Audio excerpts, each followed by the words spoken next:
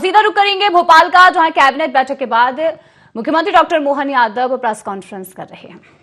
Honourable prime minister of India,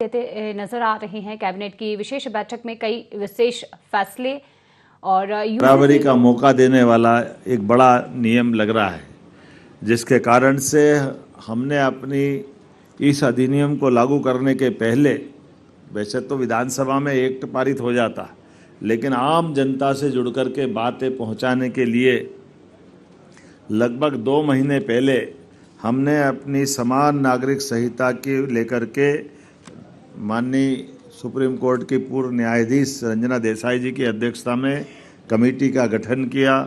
committee के गठन के माध्यम से हमने अपने 51 जिलों में जन परामर्श बैठकें संपन्न की।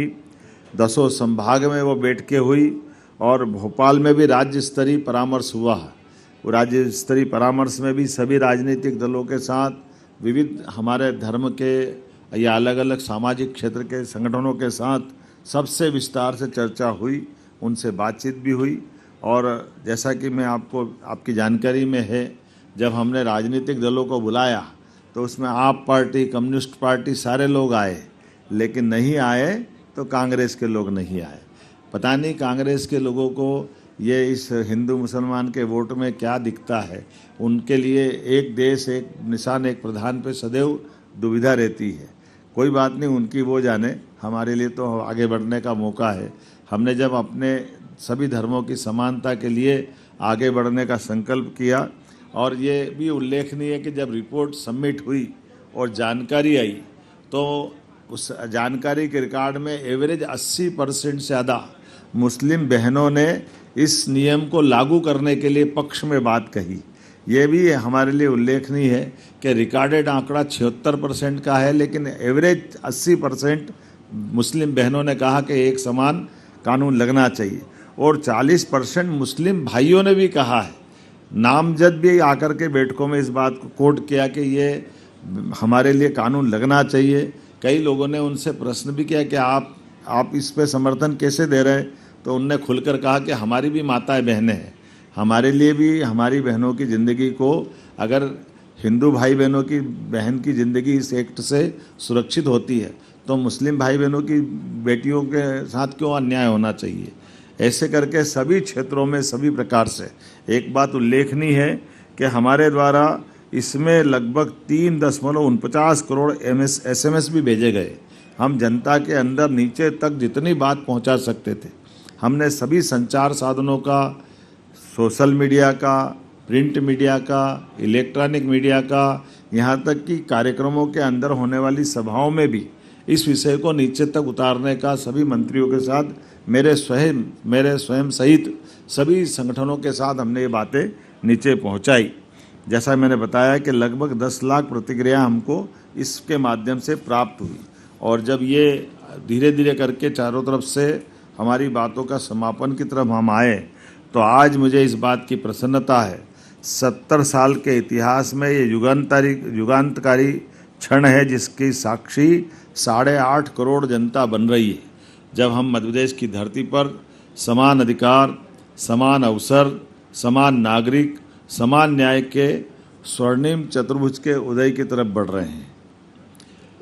आज मध्य प्रदेश की कैबिनेट ने समान नागरिक संहिता विधेयक 2026 को सहर्ष सर्वानुमति से स्वीकृति प्रदान की है। मैं हमारे सभी माननीय मंत्रिमंडल के साथियों के साथ आप सबको भी बधाई देना चाहूँगा। इस विधेयक को 20 जुलाई 2026 से प्रारंभ हो रहे विधानसभा के सत्र में रखने के लिए हमारी कैबिनेट की अनिवार्यता की बाधा या उसकी मदद से हमने इस दिशा में आगे कदम बढ़ाया है। ये बात सही है कि भारतीय संस्कृति में समानता का भाव, सर्वे भवन्तु सुखिनः, सर्वे सन्तु निरामया, ये वेद वाक्य के उद्घोष के साथ होता आया है। हमारे लिए समानता भारतीय संस्कृति का, भारतीय संस्कारों का सदैव अभिन्न अंग रहा है। ऋग्वेद में भी कहा गया है, हमारे संकल्प समान हो, हमारी सोच समान हो, हमारी संवेदना समान हो, ताकि हम सब एकता, समरसता और सद्भाव के प्रतिमान स्थापित करें। माननीय प्रधानमंत्री जी ने भी 2047 के विकसित भारत के निर्माण के लिए जो उद्घोषित वाक्य है, जन जन की जुबान पे चढ़ा हुआ है, सबका साथ, सबका विकास, सबका विश्वास, सबका प्रयास, ये जो बात है, ये मंत्र है, ये ही इसकी पहली शर्त है कि समाज में बिना किसी भेदभाव के सबको अपना अधिकार मिले और कानून सभी के लिए बराबर रहे।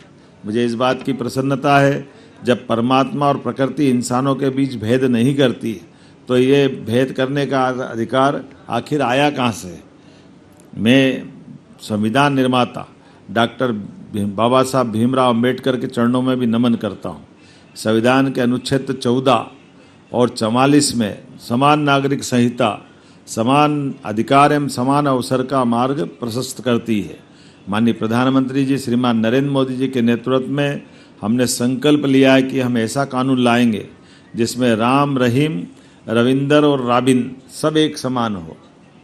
मुझे बेहद प्रसन्नता है, डॉक्टर श्यामा प्रसाद मुखर्जी द्वारा दिया गया ऐतिहासिक नारा एक प्रधान, एक निशान, एक विधान मध्य प्रदेश की धरती पर साकार होने जा रहा है। समान नागरिक संहिता की तैयारियों के संबंध में केवल आपको संक्षेप में बताना चाहूँगा। समान नागरिक संहिता वर्ष 1961 में पहली बार गोवा राज्य में लागू हुई थी। उसके बाद 2025 में उत्तराखंड, 2026 में गुजरात और तत्पश्चात असम की विधानसभा में इसको पारित करने की पहल हुई है। दिनांक 27 अप्रैल 2026 को माननीय न्यायमूर्ति रंजना प्रकाश देसाई की अध्यक्षता में 7 समिति सदस्यों का गठन किया गया था, जिस समिति में प्रतिष्ठित शिक्षाविद, कानूनविद, सामाजिक कार्यकर्ता, प्रशासनिक अधिकारी सभी कुछ सम्मिलित हुए थे और प्रचलित कानूनों का अध्ययन किया गया। समान नागरिक संहिता के अन्य राज्यों के मॉडल का भी अध्ययन किया गया। जन परामर्श बैठकों का आयोजित कर सभी हित पक्षों से सुझाव भी लिए गए। जन परामर्श हेतु एक पृथक वेब पोर्टल तैयार करके 22 मई 2026 को इसको पब्लिक में लॉन्च किया गया है। महत्वपूर्ण आंकड़े, जैसे मैंने बताया कि लगभग 3,49,00,000 SMS हमने जनता के बीच दिए हैं। समिति को वेब पोर्टल पे लगभग 10 लाख, एक्चुअल संख्या देखो तो 9,58,675 सुझाव प्राप्त हुए। जन परामर्श के लिए जिला स्तर, राज्य स्तर पर 50 से अधिक बैठकों का आयोजन किया गया। बैठकों में 1,134 से अधिक सुझाव प्राप्त हुए। सुझावों का संख्यात्मक सार इस प्रकार से 93.54 93.54% नागरिकों ने इस प्रदेश में समान नागरिक संहिता लागू करने का समर्थन किया। लगभग 94% लोगों ने इसका समर्थन किया, ये उल्लेखनीय है।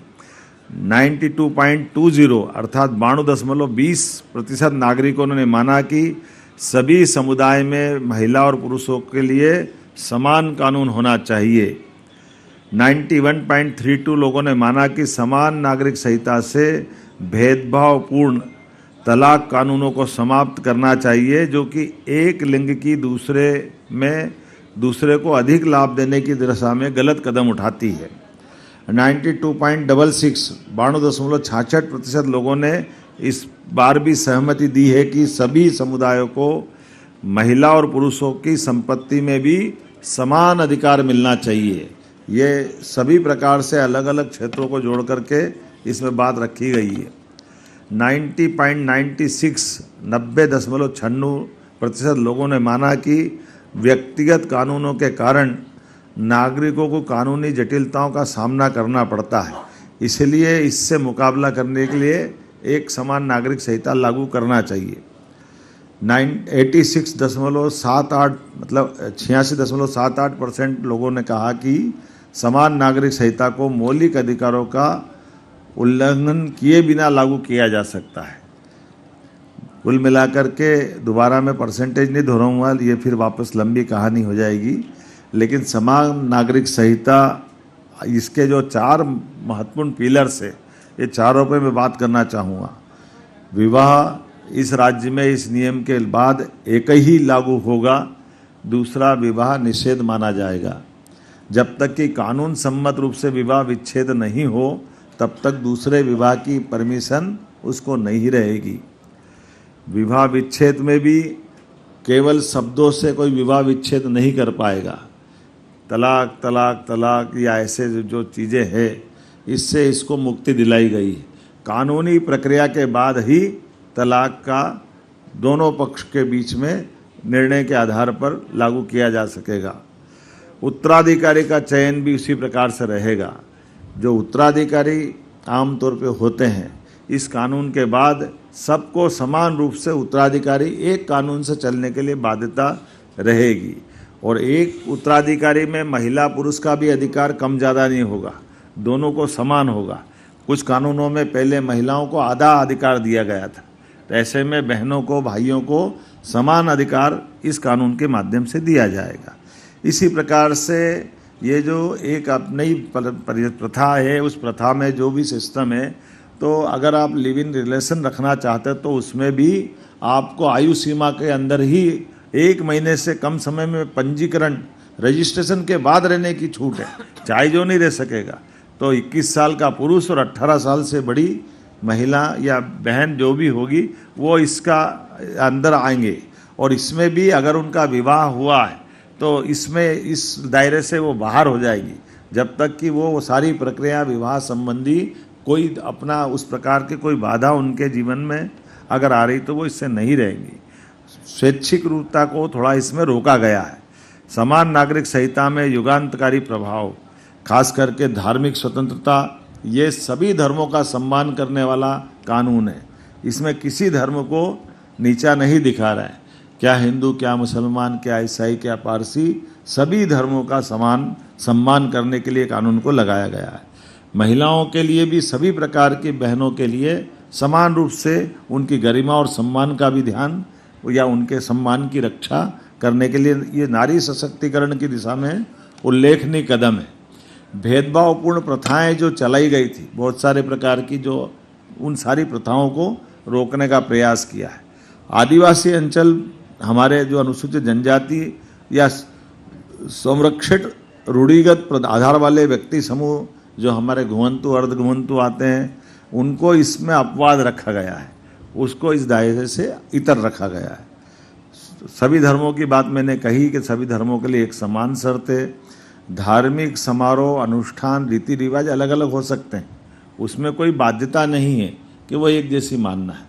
जिसको पूजा करना वो पूजा करे, जिसको बाकी अपने रीति रिवाज का पालन करना, धर्म अनुसार अपने अपने आचरण का, उसको इसमें पूरी छूट दी गई है, उसमें कोई इसमें परेशानी नहीं है।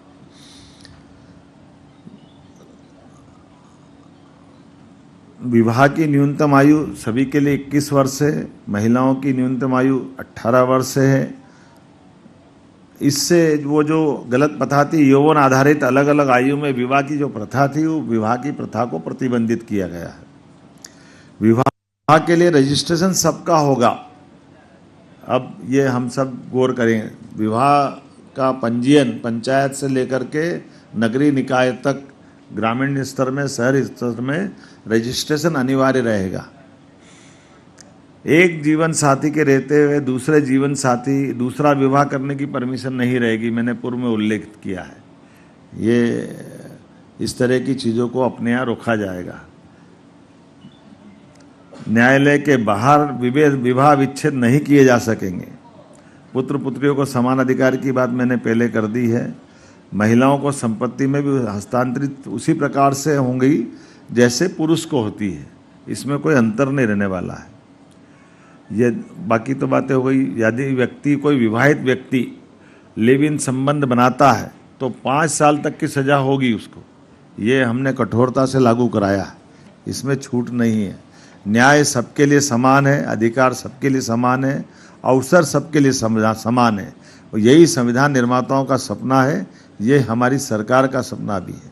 मैं मान के चलता हूँ जब इतना अच्छा नियम, इतना अच्छा कानून बना है, तो सभी राजनीतिक दलों से आग्रह करता हूँ कि वो अपने दलगत राजनीतिक नुकसान नफ़े के बजाय प्रदेश की जो जनता की बेहतरी के लिए साथ आकर सामाजिक समरसता, महिला सम्मान, राष्ट्रीय एकता के प्रतिबिंब इस कानून को लागू करने में पुरजोर समर्थन दे, ये मैं आपके सबके माध्यम से सबसे अपील करना चाहूँगा। इस कानून को लाने का लक्ष्य विभाजन को विश्वास में बदलना, अन्याय को सम्मान में बदलना, सुझाव लेने के दौरान मिले गए सुझावों पर या जन समर्थन से मुझे इस बात की प्रसन्नता है, हर वर्ग, हर धर्म, हर समुदाय के लोगों ने अपने अपने तय इस विधेयक का पुरजोर समर्थन किया है। अंत में समिति के सभी सदस्यों का, विधेयक से लाने जुड़े वाले सारे अमले का और प्रदेश की जनता जनार्दन का मैं आभार मानता हूँ। एक मिनट, ये मेरा एक विषय हुआ, अभी दूसरे बाकी है। तो ये अभी एक विषय, एक समान नागरिक संहिता का पारित हुआ है। अब इतनी देर में सब दूसरे पे भी बोलूँगा, लेकिन कोई बात नहीं। अब की थोड़ी सी ऐसा लग रहा है कि अपना इसको समेटना पड़ेगा। हमने अपने व्यापार व्यवसाय के साथ सभी क्षेत्रों में सरलता से सभी गतिविधि को संपादित करने के लिए बिजनेस के लिए ईज ऑफ डूइंग बिजनेस विधेयक 2026 को भी पारित किया है। ये हमारे लिए एक छत के नीचे सभी प्रकार की अलग अलग प्रकार की स्वीकृतियों को लाते हुए सरलीकृत रूप से उल्लेखनीय यह है कि नीति निर्माता के मामले में पॉलिसी के आधार पर राज्य में शासन करने के लिए मध्य प्रदेश देश भर में नंबर 1 का राज्य है। सबसे पहले इसमें चल रहा है, जो भारत सरकार के सभी सुझावों का सरलीकृत रूप से तुरंत लागू करने वाले राज्यों में से हमारा राज्य मध्य प्रदेश शामिल हुआ है। अग्निशमन आपातकालीन विधेयक 2026 भी हम सदन में रखने वाले हैं। आज ये भी हमने पारित किया है। आज कई प्रकार की अग्निशमन की कई घटनाएं बढ़ती जा रही है अलग अलग प्रकार से, उसमें सब में विचार करते हुए बहुत सारे विभागों को समेकित रूप से जोड़ते हुए इसमें आपातकालीन सेवाओं के साथ अग्नि घटनाओं को रोकने के लिए जो कानून सम्मत हो सकता है या भविष्य में इसको कैसे हम और कंट्रोल करें। निजी विश्वविद्यालय संशोधन अधिनियम 2026 को भी आज पारित किया है। आयुर्विज्ञान विश्वविद्यालय और धन्वंतरी स्वास्थ्य विश्वविद्यालय अधिनियम 2026 भी हमने आज पारित किया है। उल्लेखनीय है कि हमारे पास पहले केवल एक मेडिकल यूनिवर्सिटी थी, अब इसको हम तोड़ करके 2 में जा रहे हैं। और ऐसे में जो जबलपुर विश्वविद्यालय है उसको एम्स की तर्ज का एक बड़ा हॉस्पिटल भविष्य में वो बढ़ते जाए। ये जो बीच के समय में मेडिकल के छात्रों को जो कठिनाई आती थी, कभी सारी परीक्षाएं कोई कारण से कोर्ट लटकाती थी तो पूरा सत्र सभी का हो जाता था।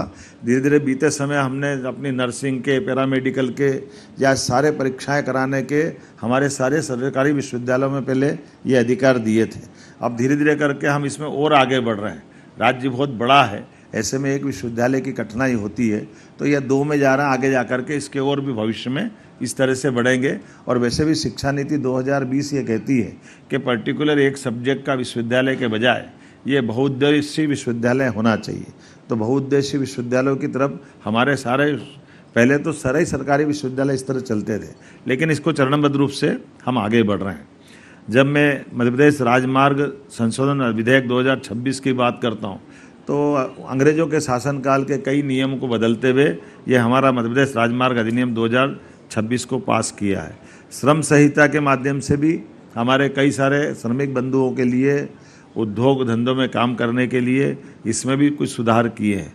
और आज़ादी के पहले के 7 कानून जो आज अनुपयोगी हुए हैं, ये अनुपयोगी कानूनों के लिए भी आज कैबिनेट में निर्णय हुआ है कि आज समसामयिक रूप से आज जो ज़रूरी है वो कानूनों को लेकर आगे बढ़े, ये बहुत ज़्यादा ज़रूरी है। मैं उम्मीद करता हूँ कि सारी बातें इसमें आ गई है और अब इसमें से ज़्यादा कोई बात बची नहीं है। और फिर भी कोई बची हो तो आप एक है, आप ही तय करो। मैं तो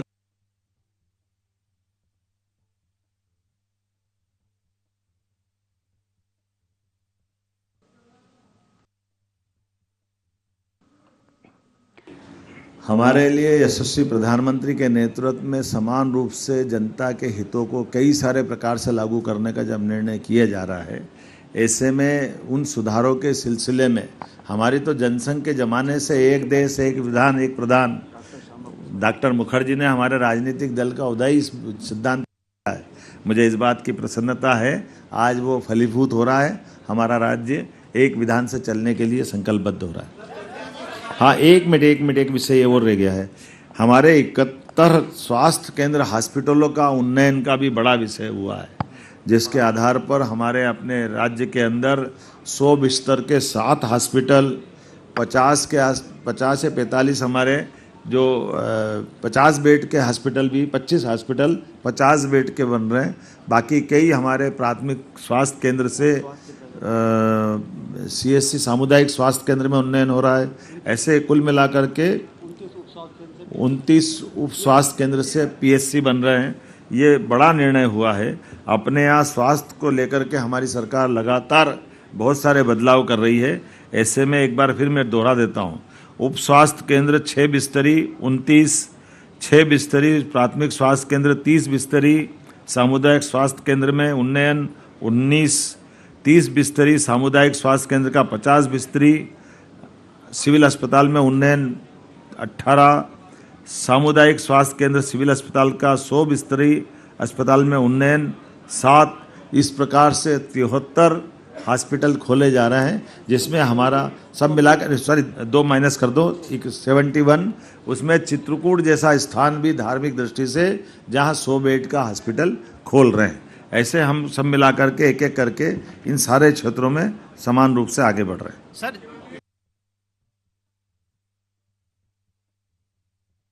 जनजाति समाज को हमने इस पूरे समान नागरिक संहिता से अपवाद माना है। सर,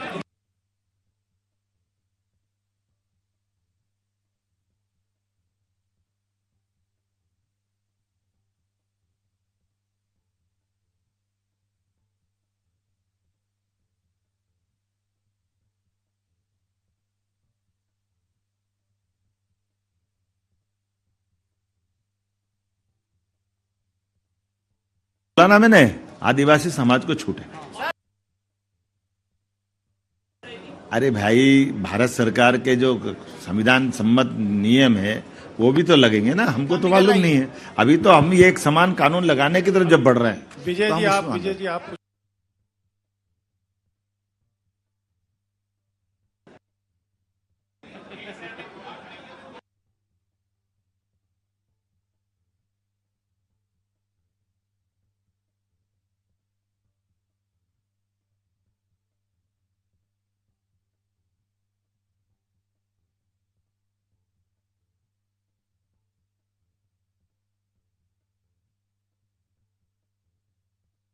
कार्रवाई होगी, चिन्हित दोबारा हम कह रहे हैं कि जो लिविंग रहेगा उसकी आयु सीमा की स्पष्टता रहेगी। छिपा के रहेगा तो कानूनी कार्रवाई का सामना करना पड़ेगा।